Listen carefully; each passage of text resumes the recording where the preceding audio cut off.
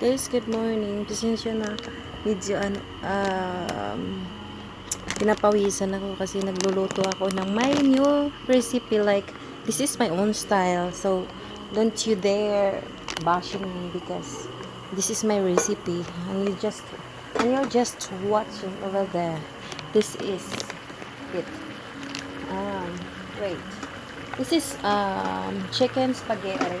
This is new style of doing my spaghetti because na-bored na ako sa laging yung brown yung nilalagay.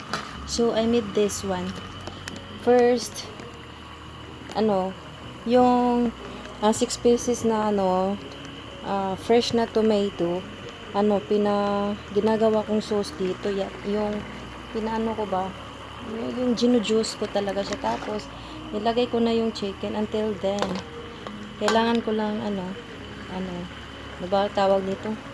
Lutuin yung manok. Tapos, lalagay ko to, yung spaghetti sauce. Ito, kasi naka-sale kasi to. Yan lang yung ano bang tawag dyan? Yung nakakaibang steps. Yun lang. Yung chicken na hiniwa ko ng parang thin na something na basta thin slice like that. Then after that, I'm gonna tell you all na lang because I don't know how to crop the video so that it will continue like doing something like that. Just after that one, just test it, then sweet naman yun. Just test it for your test, then put small sugar, small salt, then this one, the black pepper. Basta nyo lang yung ba tawag dyan, yung sa nyo ba, lasa nyo. Tapos pagkatapos dyan, nahalo nyo na lahat, ilalagay mo to yung spaghetti sauce. Pagkatapos mo ilagay dyan, ihalo. Ito naman, yung spaghetti, tawag, noodles. Spaghetti noodles. Yun lang. Pagkatapos nun, ilagay mo tong grated cheese. Grate ko na lang.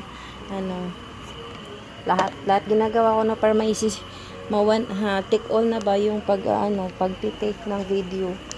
Hindi ko kasi pwedeng kasi pag hinihintay ko yung baluto yung manok, tapos lalagay ko yung sauce, matagal na.